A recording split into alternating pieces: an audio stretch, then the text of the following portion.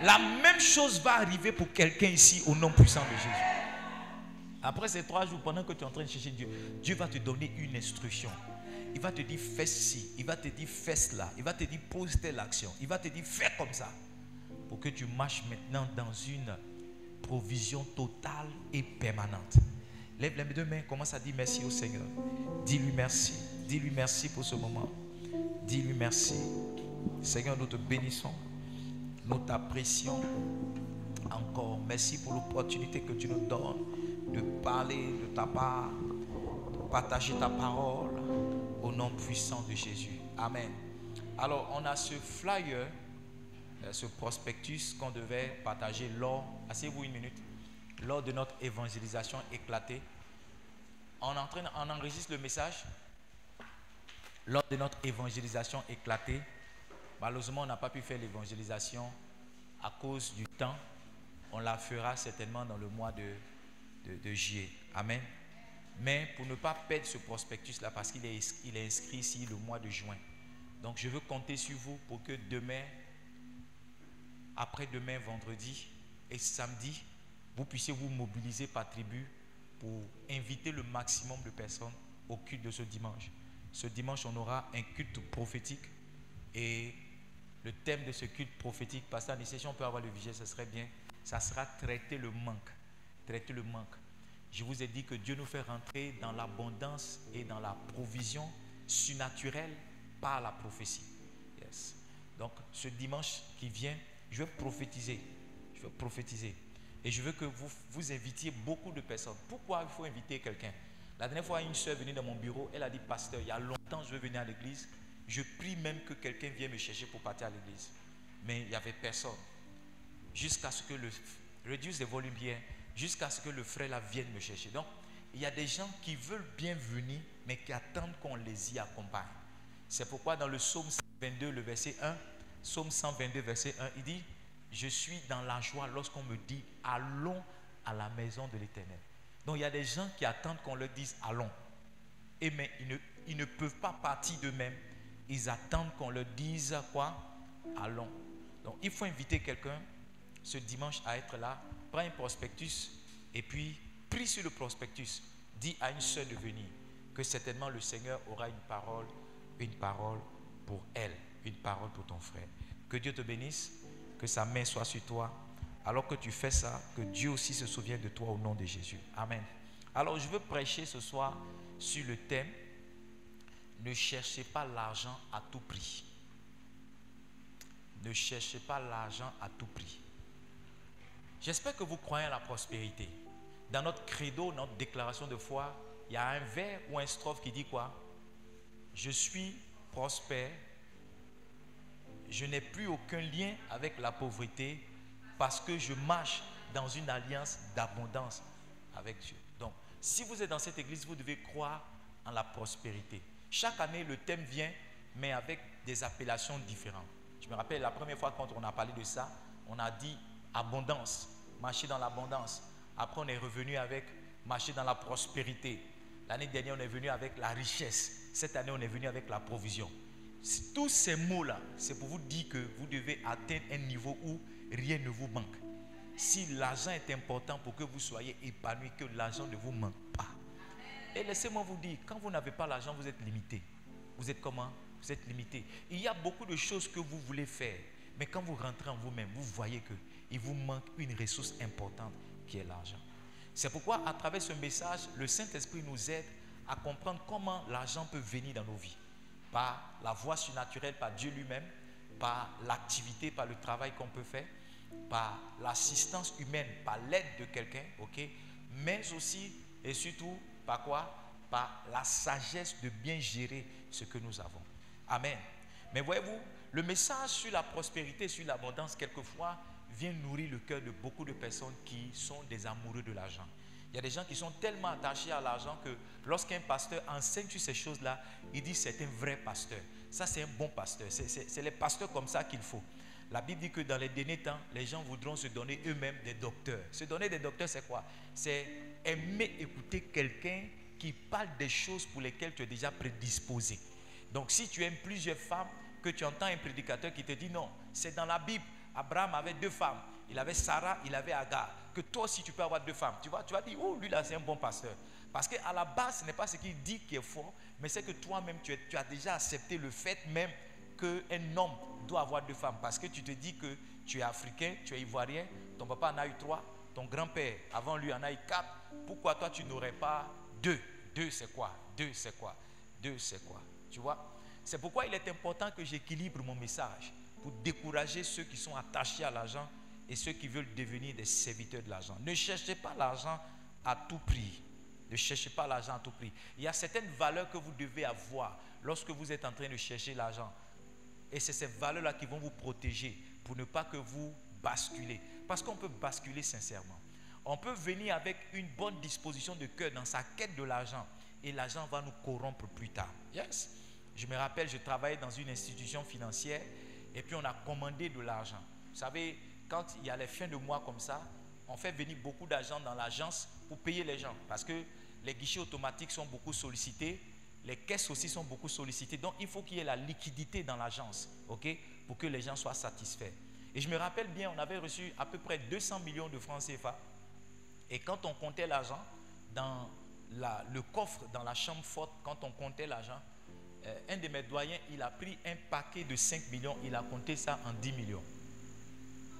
Donc quand on a fini de compter, il y a eu un surplus, on dirait de 5 ou bien de 10 millions.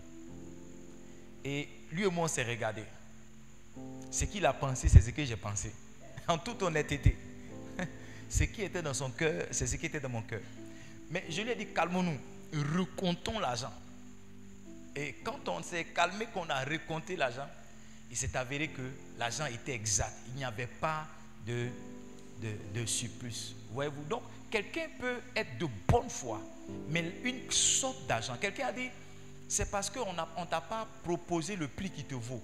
Sinon, un homme dit que c'est comme si chacun de nous est corruptible. Il y a des gens, ce n'est pas 100 millions qui peut t'avoir. Peut-être 1 milliard, tu peux franchir. Amen. Yes. Peut-être que jusqu'à 50 millions, tu as dit non, moi ce n'est pas l'argent, moi c'est la Bible, c'est la Bible. Mais si on met 1 milliard devant toi, est-ce que tu vas continuer de dire c'est la Bible, c'est la Bible? Peut-être que 1 milliard c'est peu, mais si on met 10 milliards devant toi, est-ce que tu vas continuer avec le même discours? Tu vois?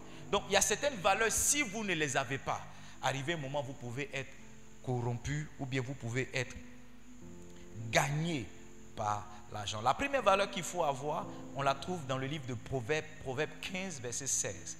Est-ce que vous êtes ici? Je vous ennuie? Je ne vous ennuie pas? Proverbe chapitre 15, verset 16. Il dit, mieux vaut peu avec la crainte de l'Éternel qu'un grand trésor avec le trouble. Mieux vaut peu avec la crainte de l'Éternel qu'un grand trésor avec le trouble. Si tu connais quelqu'un qui a beaucoup d'argent, qui ne craint rien, tu es mieux que lui, toi qui n'as rien. J'ai dit quoi? Si tu connais quelqu'un qui a beaucoup d'argent, qui ne craint pas Dieu, toi qui as peu d'argent, tu es mieux que lui. Parce que l'absence de la crainte de Dieu conduit un homme dans le trouble. Laissez-moi vous dire qu'il y a des gens qui ont l'argent qui ne dorment pas. Il y a des gens qui ont l'argent et qui sont troublés. Mon père m'a rendu le témoignage d'une femme pour qui il est parti prier. Elle dormait dans la guérite de sa maison. La guérite, tu sais c'est quoi? Quand tu vas dans les grandes maisons là, où le gardien se met pour dire c'est qui là? C'est là-bas elle dort. Elle a une grande maison, elle a une grande voiture. Sauf que quand elle rentre chez elle là, elle ne dort pas dans la grande maison. Elle dort dans la guérite. Pourquoi? Parce qu'elle dit que quand elle dort dans la grande maison, il y a des esprits qui viennent pour la tourmenter. Donc tu la vois toute belle, mais l'endroit où elle dort, toi ton endroit où tu dors est mieux que l'endroit où cette dame là dort. Donc moi je ne veux pas l'argent avec le trouble, je veux l'argent avec la paix. Et la Bible dit que si un homme a la crainte de Dieu, c'est en ce moment-là qu'il peut avoir l'argent avec la paix. La crainte de Dieu va vous préserver des mauvais choix, des mauvais investissements. La crainte de Dieu va vous préserver de l'escroquerie. La crainte de Dieu va vous préserver des investissements illicites, tu vois. Quelqu'un va vendre la drogue pour avoir beaucoup d'argent. Mais toi, ta crainte pour Dieu va t'interdire un ensemble d'activités. Un frère est venu nous rendre le témoignage. Il disait qu'il travaillait dans une société où on vendait de l'alcool. Est-ce que vous êtes ici? On vendait de l'alcool. Et il était dérangé parce que lui, c'était un commercial, un ingénieur commercial. Donc, il devait faire du chiffre chaque week-end. Donc, c'est les week-ends même qu'il sort. Donc, il va de boîte de nuit en boîte de nuit pour vendre la boisson. Pour vendre la boisson. Mais chaque fois qu'il rentrait dans une boîte, lui faisait son travail. Mais il n'était pas en paix. Il y avait au fond de lui un trouble. Voyez-vous, il avait un bon salaire, il avait une bonne activité, mais il n'avait pas la paix. Il était troublé chaque fois qu'il rentrait. Donc il est parti voir son pasteur. Il a dit à son pasteur, voici ce que je vis. Son pasteur lui dit, tu sais ce qu'il y a à faire. Ce n'est pas moi qui te le dirai. Et il a démissionné. Tu vois, beaucoup de personnes diraient, mais si tu démissionnes, comment tu vas payer ton loyer? Si tu démissionnes, quand vous réfléchissez comme ça, c'est comme si Dieu n'existait pas pour vous. C'est comme si vous ne croyez pas que Dieu peut vous donner meilleur. Et cet homme-là, il a placé sa foi en Dieu. Je l'ai rencontré à Boaké lorsqu'il me rendait son témoignage. À Boaké, il était le responsable régional d'une compagnie de station, une compagnie pétrolière de la Côte d'Ivoire. Il était le directeur régional. D'un simple ingénieur commercial où il passait de boîte de nuit en boîte de nuit, la promotion qu'il a connue était une promotion fulgurante. Mais dans ce nouveau travail qu'il avait, il avait le trouble. Il avait, la paix. La crainte de Dieu est comme une forme de contrôle, ok, qui va vous aider à savoir qu'est-ce qui est bon pour vous ou qu'est-ce qui n'est pas bon. Mieux, qui va vous aider à savoir qu'est-ce que Dieu aime, qu'est-ce que Dieu n'aime pas. Parce que quelquefois même le trouble là, c'est le fait que l'Esprit de Dieu qui est en toi n'est pas à l'aise avec ce que tu fais. Nous les enfants de Dieu, comment est-ce que nous sommes troublés? Nous sommes troublés par un témoignage intérieur. Quand tu as su que tu as péché, même quand le pasteur ne t'a pas vu, tu as du mal à être à l'aise. Quand tout le monde rit, tu ne ris pas. Et ça, c'est quand tu as trouvé la force de venir à l'église le dimanche ou bien venir mercredi. Sinon, en réalité, tu ne viens pas. Parce qu'il y a un témoignage à l'intérieur de toi qui te dit que tu n'es pas propre devant Dieu. C'est comme si quand tu marchais comme ça, tout le monde était au courant qu'on t'avait vu. C'est comme si ta nudité était exposée. Non, c'est le témoignage qui est à l'intérieur de toi. Et quand tu as la crainte de Dieu, ce témoignage-là t'aide à filtrer les activités, à filtrer les compagnies, à même filtrer les gens à qui tu demandes l'argent.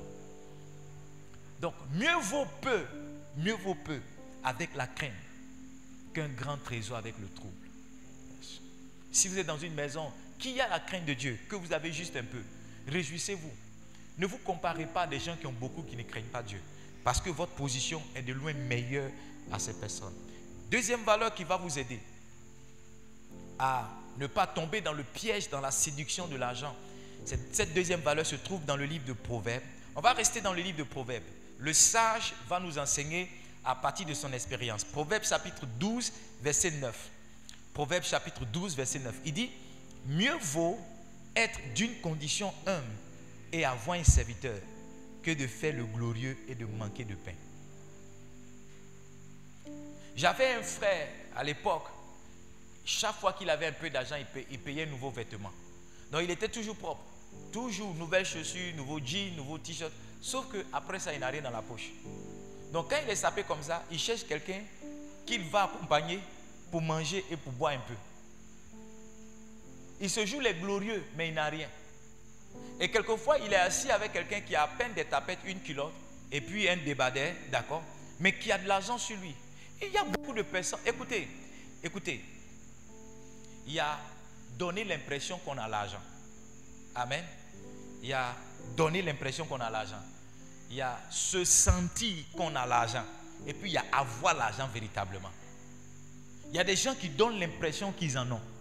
Yes. Il y a des gens, c'est comme je connais un monsieur, quand il arrive, c'était chez nous au village à Benjaville, quand il arrive en ville là, quand le Baka gare, le terminus là, lui il prend le Baka lui seul et puis il rentre au village avec. Il paye toutes les places.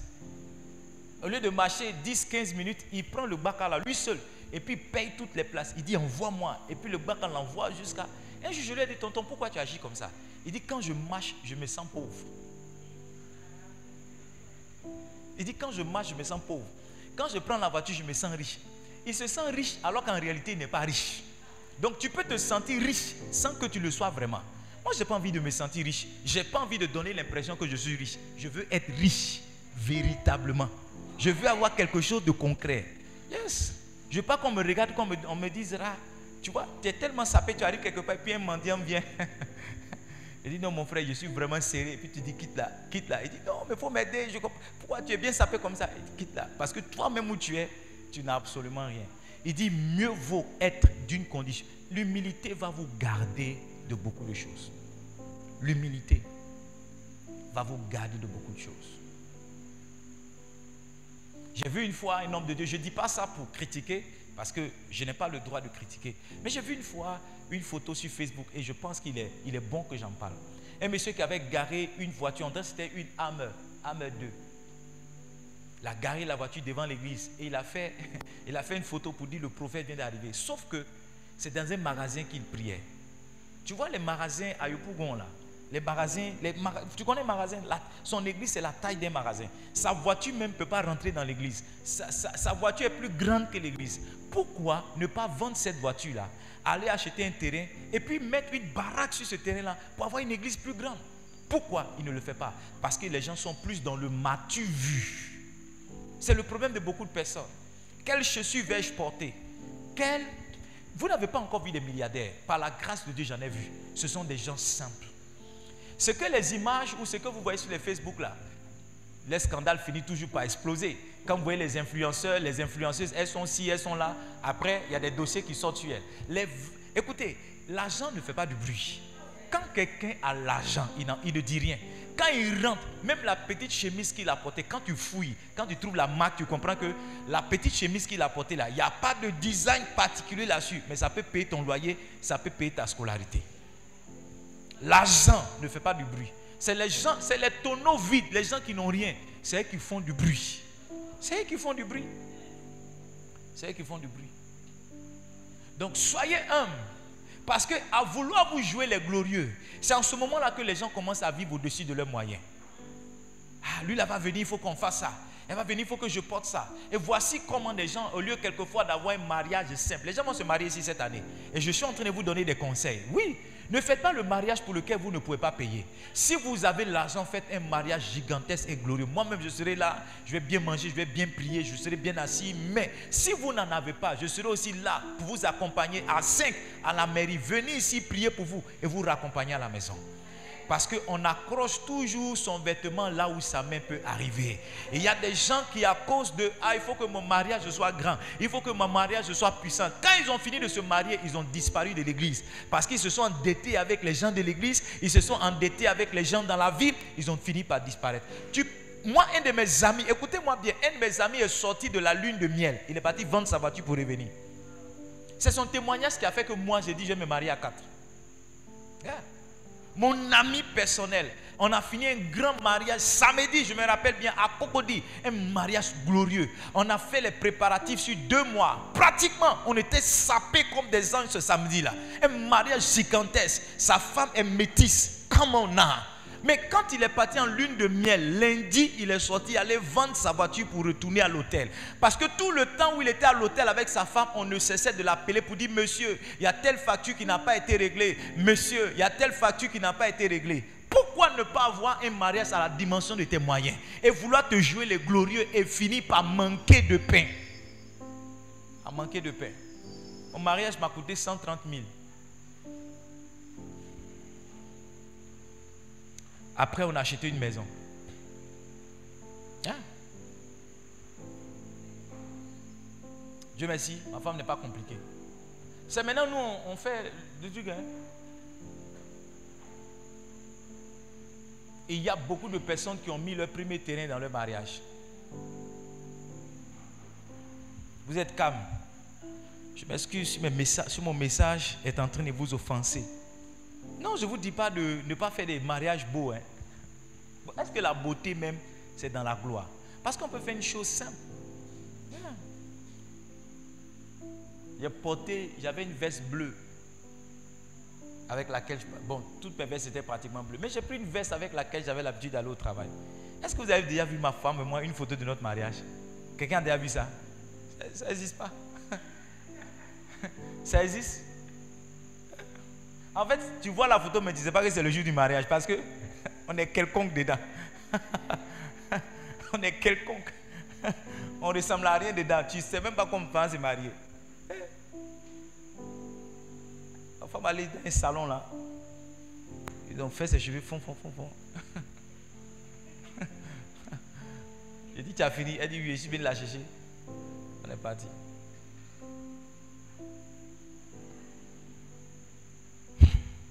Mieux vaut être d'une condition humble. Hein, c'est pas ça. Que de se jouer les glorieux et manquer de paix. Tu payes les chaussures de 45 000. Tu manges boulot chaque soir. Tu manges gari. Gari sans sucre. Ça gonfle ton... Quand tu es assis, ton ventre fait... Aide-moi à dire à quelqu'un, il faut diminuer l'argent de chaussures là. Il faut bien manger. Bien manger.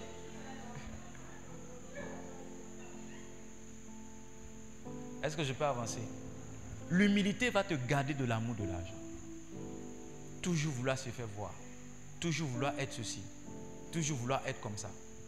Je ne suis pas en train de dire qu'il ne faut pas désirer les belles choses. Ce n'est pas ce que je suis en train de dire.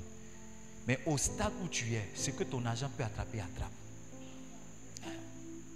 Que ton argent peut attraper, attrape.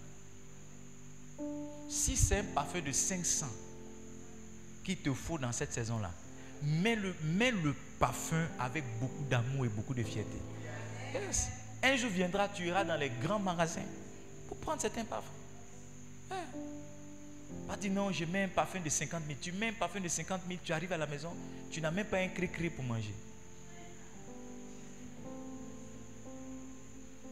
Troisième valeur qui va te garder. La troisième valeur se trouve dans le Proverbe chapitre 17, verset 1. Est-ce que vous êtes là? Je vous enseigne toutes ces choses-là pour vous dire quoi? Que la richesse là, c'est un processus. C'est quoi? C'est un processus. On s'enrichit peu à peu. Si vous voyez quelqu'un qui est riche du jour au lendemain, soit il a gagné à la loterie, soit il est dans autre chose. Parce que la prospérité de Dieu vient étape après étape. Chaque année, il peut t'ajouter 100 000 francs en plus. Jusqu'à ce qu'un jour, tu découvres que tu baignes dans les millions. Hein? Mieux vaut un morceau de pain sec avec la paix qu'une maison pleine de viande avec des querelles. Mieux vaut un morceau de pain sec avec la paix. C'est-à-dire un godio de chez Godio, de Godio. Mais au moins tu es en paix. Hein? Que tu es dans une maison remplie de viande. Quand tu vas prendre la viande, qui a pris la viande là? Qui a pris par là? Écoutez, dans votre désir de rechercher l'argent, dans votre quête de l'argent, privilégiez la paix. Si vous êtes dans quelque chose pour lequel vous n'avez pas de paix, retirez-vous. Retirez-vous. Ma salutation, bien ma réponse à une salutation, c'est je suis en paix. Parce que la paix est la chose primordiale pour moi. La paix est la chose la plus importante pour moi. Je veux être en paix. Vous n'avez pas idée de combien de fois l'âme de quelqu'un qui est troublé vieillit vite. Et combien de fois certaines maladies même, il est démontré scientifiquement, peuvent naître dans le corps, dans l'organisme de quelqu'un qui est troublé. Ça sert à quoi de manger et puis avoir la diarrhée juste après? Parce que quand tu manges que tu es troublé là, ton estomac rejette tout ce qui rentre. Yes. Ton estomac rejette tout ce qui rentre. Je prie que tu privilégies la paix. S'il y a une somme d'argent qui t'empêche de dormir, pardon, il faut te libérer de ça. Un de mes amis, c'est mon cousin qui m'a dit ceci. Il m'a dit, Edmond, chaque fois que j'ai un bien et que j'ai l'impression de m'attacher à ce bien, je fais cadeau. Tu es fou, hein? Il m'a donné une belle chemise de marque. Il dit, je te donne la chemise parce que dans cette saison, c'est comme si j'étais en train de m'attacher à la chemise. J'ai dit, toi, je ne sais pas ce que tu dis, mais donne-moi ma chemise que je parle. Ouais, mais il a raison. Il dit, quand quelque chose semble lui prendre sa paix, il se sépare de cette chose. Quatrième valeur ou cinquième valeur, elle se trouve dans le texte de Proverbe chapitre 19, verset 1. Je vous ai déjà parlé de ça. Proverbe chapitre 19, verset 1. Il dit, mieux vaut le pauvre qui marche dans son intégrité que l'homme qui a des lèvres perverses et qui est un insensé. Que l'intégrité vous aide. L'intégrité là, c'est que tu es en public ce que tu es dans le secret. L'intégrité, c'est la capacité qu'un homme a d'être vrai dans ses paroles et dans les comptes.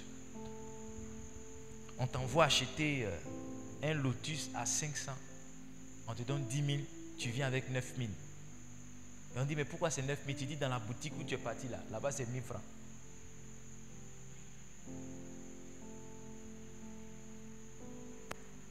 L'intégrité, c'est pour les kenneurs.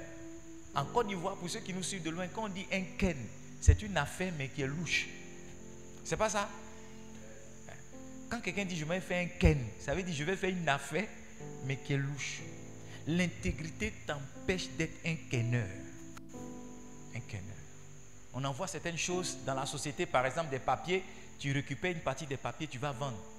Juste au monsieur qui fait photocopie à côté. On achète peut-être le paquet de RAM à 3000, toi tu prends dans la société, tu vas vendre ça à 1000 francs. Chaque soir tu as 1000 francs lui. Chaque soir tu as 1000 francs lui. Et c'est ton ken. Quand tu finis de vendre les 1000 francs, il y a un maquis juste à côté, tu t'assois là, tu prends 2 billets, tu rentres à la maison. Parce que ce genre d'argent là, on ne fait rien de bon avec. Ça ne construit pas maison. Le jour où tu réussis à faire une clôture, la clôture tombe. Beaucoup de maisons qu'on casse là, c'est les maisons qui ont été construites comme ça. Ça vous fait rire, mais ce que je dis c'est la vérité. Beaucoup de maisons qu'on casse là, vous allez fouiller. Les gens ont construit ça avec l'argent qui était bizarre. La Bible dit, j'ai vu ce verset là quelque part. J'ai trouvé ça. Jérémie chapitre 10. Est-ce que je peux vous donner ce verset? Est-ce que je peux vous donner ce verset? Je peux vous donner ce verset? Quand vous dites Amen, ça veut dire quoi? Jérémie chapitre 17, verset 11. Jérémie 17, verset 11. Comme une perdrix qui couvre des œufs qu'elle n'a point pondus. Lis avec moi cette partie-là. Tel est celui qui acquiert des richesses injustement. Au milieu de ses jours, il doit les quitter. Et à la fin, il est un insensé. Une perdrix qui couvre des œufs qui ne sont pas à elle. Ce n'est pas ses enfants. Quand les enfants vont sortir, ils vont aller chez leur maman. Donc quand tu t'enrichis de façon injuste, tu es en train d'emmagasiner, collecter des richesses que tu vas donner à quelqu'un demain. Donc c'est mieux de ne rien avoir dans ton intégrité que d'avoir quelque chose que tu vas perdre plus tard. Les gens quelquefois qui mentent sur les héritages, qui mentent sur ceci, qui mentent sur cela, regardez comment ils finissent. Quelquefois ils ne jouissent même pas. Ils ne jouissent même pas. Moi j'en ai vu un peu de mon petit âge que j'ai. Je ne suis pas petit, hein, mais du haut de mon âge que j'ai vu un peu. J'ai vu des gens qui se sont luttés à la justice, à la chefferie sur une maison. Aujourd'hui, il n'y a personne qui dort dans la maison. Ils sont tous morts. Papa mort, maman morte, les enfants morts, les neveux morts. La maison est là. Parce que vous ne pouvez pas être joyeux sur l'injustice de quelqu'un. Vous ne pouvez pas, pour être heureux, faire de l'injustice, vous allez finir par payer. Quand vous êtes en train de vous enrichir là, est-ce que vous faites du mal à quelqu'un? Est-ce que vous êtes en train de blesser quelqu'un? I don't know if I'm preaching. I don't know. Je ne suis pas l'argent pour dire, oh, tous les chemins mènent à Rome. Ma chère, ce qui est important, c'est ton jeton. Ce qui est important, c'est ton jeton. Non, le jeton n'est pas plus important que l'intégrité, que la paix. Le jeton n'est pas plus important que l'humilité. Vous devez garder ces valeurs-là, sinon l'argent va vous détruire. L'argent va vous détruire. Pour ceux qui seront pasteurs, je crois que quand on sait Dieu, on est béni. Avec le temps, on finit par être béni. Mais voyez-vous, ceux qui n'ont pas ces valeurs-là en eux, ils finissent toujours par sombrer. L'argent finit par devenir un piège pour eux. Ils inventent les prophéties. Ils exigent certaines visitations financières. Ils exigent certaines rémunérations financières. Et ils exigent certains matériels. Ils mettent la pression au peuple de Dieu. Parce qu'il faut l'argent à tout prix. Il faut l'argent à tout prix. Il faut l'argent à tout prix. Yes. Une jeune dame c'est confessé. C'est comme ça qu'on dit non. C'est confié à moi. Elle vivait à Paris. Je ne sais pas si elle est toujours. Elle m'a dit, regarde ce que mon père m'a dit. Son père lui a dit, je ne sais pas comment tu vas t'arranger, mais envoie-moi l'argent. Donc elle est mariée à un blanc, mais ce que son mari lui donne ne suffit pas. Donc en plus de ce que son mari lui donne, elle se prostitue. Une femme mariée qui se prostitue pour envoyer l'argent à ses parents. Et quand elle a parlé avec moi, je lui ai dit que tu n'es pas obligé. Est-ce que ton papa vient te trouver en France là-bas? Tu n'es pas obligé, il faut que tu arrêtes. Et le jour où j'ai parlé avec elle, elle a eu l'audace de dire non à un de ses clients qui est venu. Et le monsieur a mis l'argent, il dit, mais tu as besoin de ça? Elle dit, oui, j'en ai besoin, mais je ne peux plus gagner de l'argent comme je le fais. Si vous n'avez pas de valeur, certaines propositions indécentes vont vous faire baisser la culotte, mais sans que vous le réalisez. Yes. Aujourd'hui, on a des hommes qui vont avec des hommes. Tout ça, c'est quoi? C'est l'argent. C'est l'argent. On a des gens qui vont faire des sacrifices, qui vont faire des alliances maléfiques. Tout ça, c'est quoi? C'est l'argent. C'est pourquoi craignez Dieu, ayez l'humilité, recherchez la paix, ayez l'intégrité. Une autre valeur que je partage avec vous, Proverbe 19, verset 22. Il dit, Proverbe 19, verset 22, ce qui fait le charme d'un homme, c'est sa bonté. Mieux vaut un pauvre qu'un menteur. Les veilles. Ce qui fait le charme d'un homme, c'est sa bonté. Mieux vaut un quoi? Un pauvre qu'un menteur. Il y a beaucoup de femmes qui se sont retrouvées garçon. Il y a beaucoup de femmes qui se sont retrouvées dans des pièges parce qu'un monsieur est venu leur mettre plein la vue. Mes soeurs, quand un garçon vient, prenez le temps de prier, prenez le temps de l'observer, prenez le temps de conseiller. Parce qu'un garçon qui vient vers vous, il est prêt. Il est prêt. Il est prêt à vous faire sortir. Il est prêt à vous acheter des vêtements. Il est prêt à vous donner de l'argent. Il est prêt. Il peut se mobiliser financièrement sur 6 mois. Juste pour vous donner l'impression qu'il a un certain train de vie. Jusqu'à ce qu'il ait raison de vous. Combien de femmes ne se sont pas vues être prises dans ce genre de piège? Maintenant suivez-moi. Si votre argent va vous servir qu'à vous seul, ne cherchez pas. Parce que ce pourquoi Dieu bénit les gens financièrement, ce n'est pas seulement pour, je crois en notre bien-être, je crois en notre confort, mais je crois qu'au-delà de cela, Dieu cherche des gens à qui il va donner de l'argent, qui pourront le partager à d'autres personnes. C'est pourquoi il dit en 2 Corinthiens chapitre 9 verset 8, Dieu peut vous combler de toutes sortes de grâces, afin que, ayant toujours en toutes choses de quoi satisfaire vos besoins, il dit vous ayez encore quoi? En abondance pour toutes sortes de bonnes œuvres. Si vous n'êtes pas prêt à faire de bonnes œuvres, Dieu ne peut pas vous donner l'argent. Et quelquefois, Dieu commence à vous préparer avec vos 10 000 que vous avez. Quelqu'un vient vous demander 1000 francs. Avec vos 15 000 que vous avez, vous êtes tout le temps sollicité. Quand vous êtes sollicité de la sorte, ce n'est pas parce que les gens veulent vous appauvrir. C'est parce que Dieu est en train de vous préparer à devenir une aide financière pour beaucoup de personnes. Vous savez quoi? D'ailleurs, c'est celui qui donne qui reçoit. Yes. Il y a plus de joie à donner, c'est vrai. Mais c'est celui qui donne qui reçoit. Utilisez l'argent que Dieu vous donne pour faire des bonnes choses. En fait, si vous commencez à faire de bonnes choses avec le peu que Dieu vous donne, il va continuer de le multiplier. Quelqu'un dit Amen. Proverbe chapitre 15, verset 17. Mieux vaut de l'herbe pour nourriture. Mieux vaut quoi? De l'herbe pour nourriture. Là où règne l'amour, qu'un bœuf engraissé. Si la haine est là. Mieux vaut quoi? De l'herbe. Mieux vaut. Tu connais la plante qu'on appelle Sékou Touré? Il dit mieux vaut manger Sékou Touré là où règne l'amour que un bœuf engraissé là où la haine. Là où si la haine est là.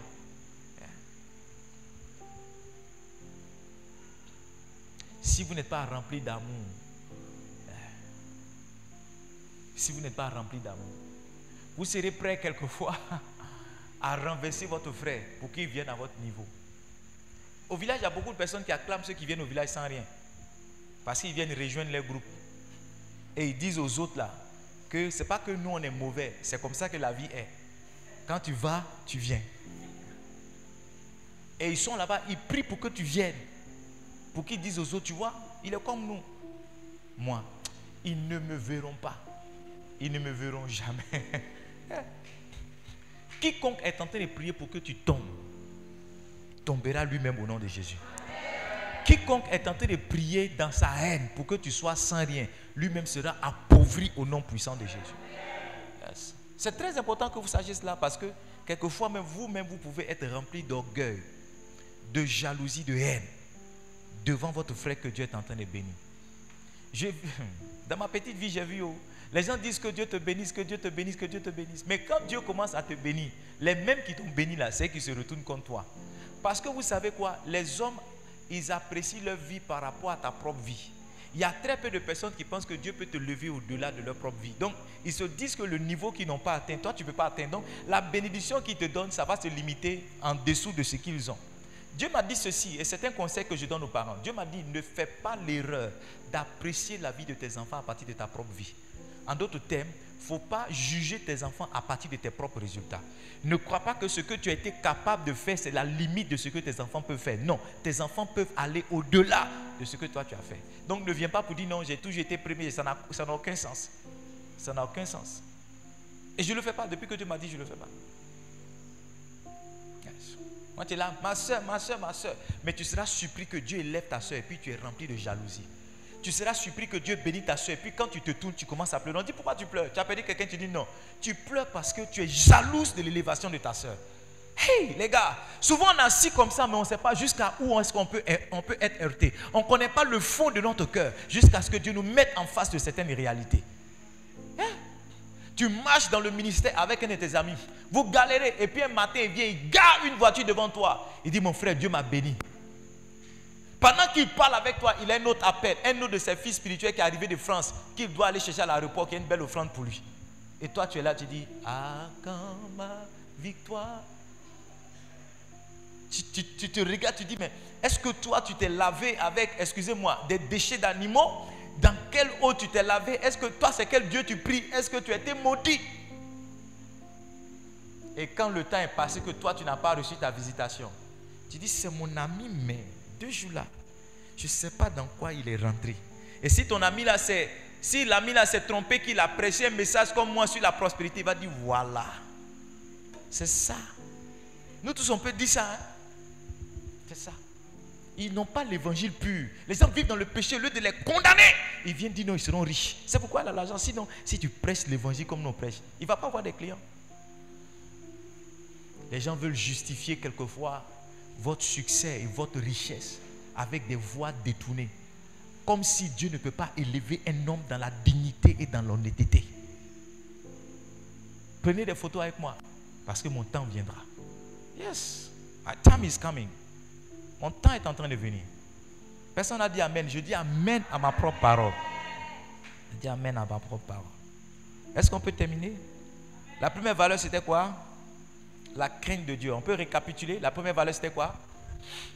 La deuxième valeur c'était quoi? L'humilité. La troisième valeur c'était quoi? La paix. La quatrième valeur c'était quoi? L'intégrité. La cinquième valeur c'était quoi? La bonté. La sixième valeur c'est quoi? L'amour. Yeah. La dernière valeur c'est la justice. Proverbe 16 verset 8. Mieux vaut peu avec la justice que de grands revenus avec l'injustice. Et on a lu le passage tout à l'heure de Jérémie. C'était Jérémie combien? Est-ce qu'on peut avoir le passage de Jérémie? C'est Jérémie combien? Jérémie 17, verset combien? Yes. Il dit comme une perdrix qui couvre des œufs qu'elle n'a point pondus, tel est celui qui acquiert des richesses dans l'injustice. Yes. Tous ceux que vous voyez qui sont au pouvoir, qui volent. Un matin on vient, on dit non, ils ne sont plus propriétaires de cette maison. On a vu quelqu'un ici, sa propre maison, il a voyagé, on dit non, il ne rentre plus dedans. Une maison achetée à hauteur de milliards, il ne rentre plus.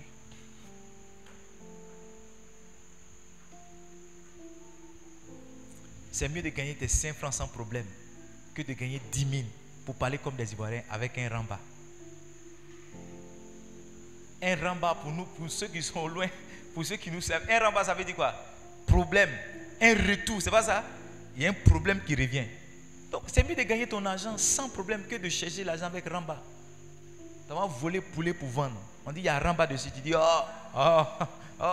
il y a un problème qui va venir. Quand tu as fini de bouffer tout l'argent du poulet là, les policiers débarquent. On dit où est l'argent? Si tu donnes l'argent, on te libère. Tu as fini de bouffer. Tu aimais quand tu dépensais l'argent. Tu as oublié le ramba. Les enfants, chez Livingstone, l'argent est bon, mais que l'argent ne vous prenne pas vos valeurs. Yes. L'argent est bon, et que l'argent ne vous prenne pas des valeurs. Gardez des valeurs d'intégrité, des valeurs de paix, des valeurs de justice dans votre quête de l'argent. Ça va vous aider. Ça va vous aider. C'est mieux de dormir avec 1000 francs dans la poche que d'avoir 10 millions et de se demander est-ce qu'ils vont venir te chercher la nuit là? Est-ce qu'ils vont venir te chercher la nuit? N'avez-vous pas vu tous ces braqueurs là qu'on arrête? Quand on les attrape même là, ils manquent de sommeil. Ils sont fatigués. Ils vont dans une autre ville, dans un autre pays, mais quand on les attrape, tu sens que ça ne va pas. Prison Break, qui a regardé Prison Break? La saison 1. Vous avez regardé la saison 1? La saison 1, quand ils ont réussi à sortir de la prison, la première chose qu'ils sont allés chercher, le vieux qui voulait sortir avec eux, qui est mort là, il avait braqué une banque, c'est pas ça? Il y a des années de cela, il avait caché l'argent quelque part. Est-ce que vous avez regardé Prison Break? Ils ont commencé à chercher l'argent. Quelqu'un a des sacs d'argent, mais il ne peut pas se promener en ville paisiblement. Seigneur, tout l'argent qui va m'arracher ma paix ne me donne pas. Donne-moi l'argent qui sera pour moi dans la quiétude et dans la paix. Tiens-toi debout, je vais prier pour toi. Si ton cœur commençait à s'attacher à l'argent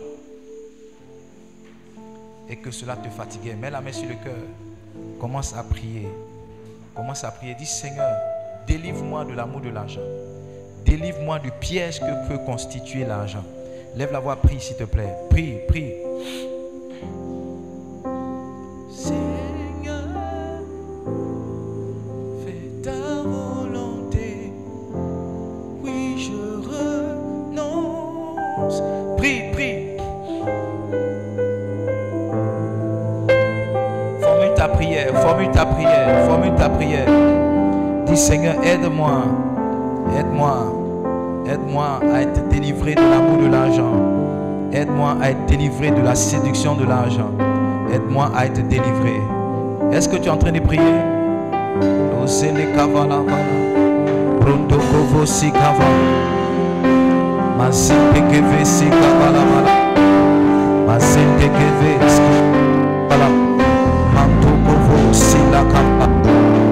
Zetekeveski valabala, Brantekeveski malamala, Rotokovo, Zantelema. Prie, prie, dis Seigneur, délivre-moi de l'amour de l'argent. Délivre-moi de l'amour de l'argent. Aide-moi à être intègre. Aide-moi à être juste. Aide-moi à être bon. Aide-moi à vivre dans la paix. Aide-moi à aimer. Que l'argent ne vienne pas faire de moi un prisonnier. Alors que tu me rends riche, que l'argent ne fasse pas de moi un prisonnier. Les vasalavana, l'uzundekevesigavala, mazanda dadadado, zologovolo, skimama mama, razanda dadadade, zekevelevele, rozogovosigabala. Seigneur, aide-moi au nom de Jésus. Amen. Regardez la prière. Je ne sais pas si c'est celle de David ou bien un autre auteur des psaumes. Proverbe chapitre 30, verset 8. Proverbe chapitre 30, verset 8. On va lire le verset 9 aussi. Proverbe chapitre 30, verset 8. Est-ce qu'on peut lire ensemble? 1, 2, 3, go. Éloigne de moi la fausseté et la parole mensongère. Ne me donne ni pauvreté ni richesse. Accorde-moi le pain qui m'est nécessaire. Verset 9, il va dire pourquoi. De peur que dans l'abondance je ne te renie et ne dise qui est l'Éternel, ou que dans la pauvreté je ne dérobe et ne m'attaque au nom de mon Dieu. Il nous fait comprendre que l'abondance peut être un piège. Est-ce que vous comprenez? J'enseigne sur la provision, j'enseigne l'abondance, j'enseigne la prospérité. Mais si un homme n'a pas ces valeurs-là, beaucoup d'argent vont le détruire. Il dit moi-même qui te parle, Seigneur, il ne faut pas me donner beaucoup parce que s'il y a beaucoup là, je peux te renier. Je peux te renier pour dire, mais à quoi même ça sert d'aller à l'église? J'ai beaucoup d'argent, à quoi ça sert d'aller à l'église? C'est pourquoi vous devez veiller sur votre cœur. Vous devez faire quoi? Vous devez faire quoi? Veiller sur votre cœur. Proverbe chapitre 23, verset 26. C'est le passage que Dieu m'a donné ce matin. C'est mon passage. Proverbe 23, verset 26. Lis avec moi, 1, 2, 3, go. Mon fils, donne-moi ton cœur. Donne-moi ton cœur. Donne-moi ton cœur. Prie. Dis Seigneur mon cœur. Je te donne mon cœur. Je te donne mon cœur. Que dans l'abondance je ne te renie pas. Que dans la pauvreté, Seigneur, je ne dérobe pas, que je ne m'attaque point en ton nom. Le zélé kavala vala. Les zélé vala. Est-ce que quelqu'un est en train de prier? Seigneur, je te donne mon cœur. S'il te plaît, que dans l'abondance je ne te renie pas. Que dans l'abondance je ne te renie pas. Que dans l'abondance je ne te renie pas. Que dans l'abondance je ne te renie pas. Que dans l'abondance je ne te renie pas. Que dans l'abondance je ne te renie pas. Que dans l'abondance je ne te renie pas. Au nom de Jésus. Je vous donne un dernier verset. Philippiens 4 verset 12. Philippiens 4 verset 12. On va lire ensemble. Philippiens 4 verset 12. Après peut-être on va lire le verset 18. Philippiens 4 verset 12. Peuple de Dieu, est-ce qu'on peut lire ensemble? 1, 2, 3, go. Je sais vivre dans l'humiliation. Je sais vivre dans l'abondance. En tout et partout, j'ai appris à être rassasié et à avoir faim. À être dans l'abondance et à être dans la disette. Yes. Quand tu sais vivre dans l'abondance, l'abondance ne te détruit pas. Tu peux avoir beaucoup d'argent, mais ça ne change pas ton caractère. Ça ne te rend pas impoli. Yes. Tu peux avoir beaucoup d'argent, mais c'est comme si les gens ne le réalisent pas. Je veux que quelqu'un prie qui dit: Seigneur, enseigne-moi à vivre dans l'abondance. Enseigne-moi à vivre dans l'abondance. Enseigne-moi à vivre dans l'abondance. Est-ce que quelqu'un est en train de prier? Pray, pray, pray, pray, pray.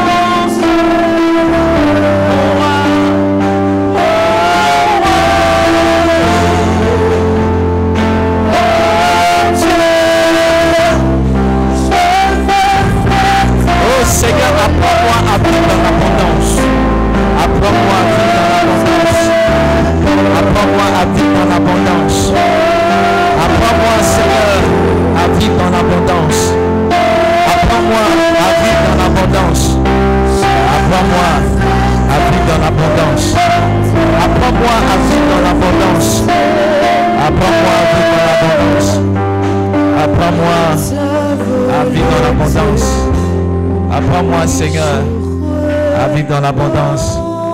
Dieu m'a fait la grâce de voir un homme de Dieu. Il est venu prêcher dans cette nation. C'est un homme de Dieu qui dit que il a beaucoup de maisons. Il y a des maisons même qu'il ne connaît pas partout dans le monde. Je l'ai vu en train de prêcher. Et j'étais impressionné par sa simplicité. Il a porté une tunique avec le bas, une petite montre, une chaussure plate, extra plate. Et rien de... Pas de chaîne, pas de ceci, pas de cela. Maintenant, suivez-moi. C'est quelqu'un qui est venu en jet privé. Le tarif pour les jets privés, c'est entre $20 000 et $30 000. Minimum, hein? $1000, ça te fait à peu près ça te fait combien? 600 000, c'est ça? $1000, ça te fait 600 000. $10 000, ça te fait combien? 6 millions. Donc $20 000, on est dans les 12 millions, 13 millions. De toute façon, toi, tu t'en vas à Abidjan avec 800, tu reviens à 1000 francs, 1800. Quelqu'un prend 13 millions. J'ai dit, de toute façon, tu vas à Abidjan, souvent même tu te bats. Non, 800, pourquoi vous faites 1000 francs? 800, c'est 800, on paye 800. Il y a quelqu'un qui prend 13 millions. Et ça, c'est le bas prix. Juste pour faire un voyage. Mais je l'ai vu, il était simple. Simple. Un jour, j'étais au plateau de mon patron et puis un milliardaire est rentré dans notre bureau. Un homme simple. Vous savez ce que ce milliardaire est venu faire? On travaille dans un bureau d'assurance. Il est venu payer l'assurance de la voiture toute neuve qu'il a offerte à son fils qui venait à 17 ans d'avoir le bac. Tu vas avoir le bac cette année. Il est venu dire non. Il dit, l'assurance c'est combien? On a fait un homme simple. Il dit, c'est le cadeau de mon enfant. Une voiture neuve sortie de chez le concessionnaire. Maison mère. Comment les enfants disent? Qu'est où? Maison mère. Mais il était simple. Il était simple. Quand Dieu commence à te donner, quand Dieu commence à donner l'argent à quelqu'un, il devient simple. En tout cas, quand Dieu lui donne avec des valeurs, il devient saint. Maintenant, je ne suis pas en train de dire de se donner, de se faire pauvre, misérable, de mettre la boue sur toi, sentir mauvais, ne pas te laver. Ce n'est pas ce que je suis en train de dire. Ne pas te parfumer pour dire non. Papa dit non, quand tu as l'argent, tu deviens saint. Non, ce n'est pas ce que je suis en train de dire. Bon, l'argent ne fait pas bruit, ce n'est pas ce que je suis en train de dire. Amen. Je ne suis pas en train de dire qu'il faut te délaisser. Il faut équilibrer. Il faut avoir des vêtements propres, des vêtements bien parfumés. Il faut avoir, pas forcément de marque, mais des vêtements propres, des vêtements sains. Faut pas. Toujours tu es sur Facebook, on est en train de manger ici, on est en train de boire ici, on est en train de boire un jus ici. Tu es là.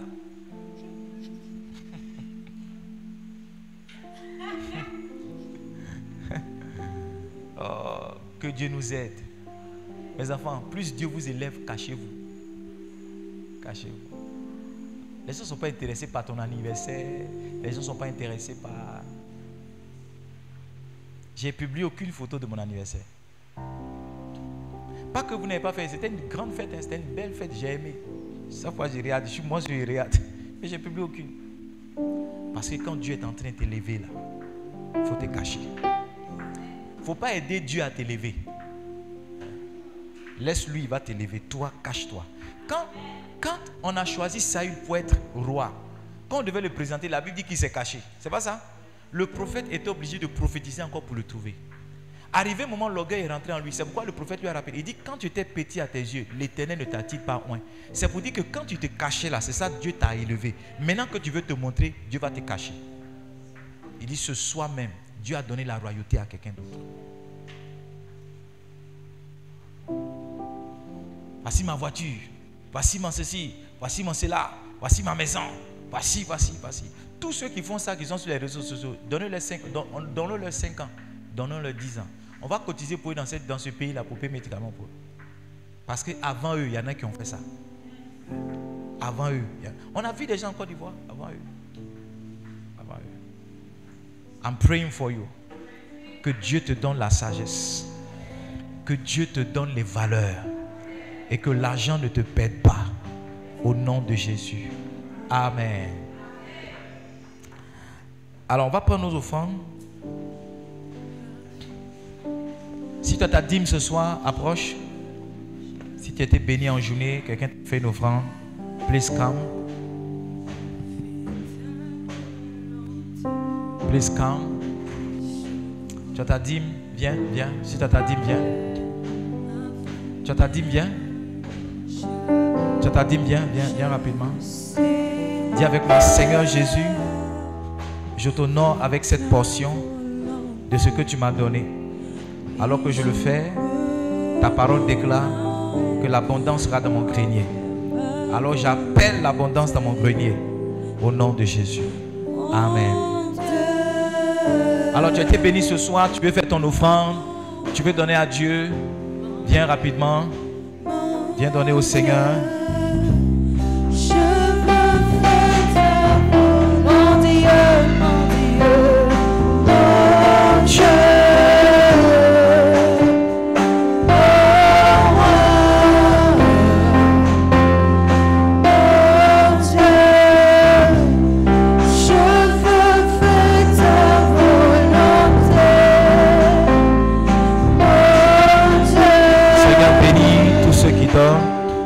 Souviens-toi de leurs ressources au nom de Jésus.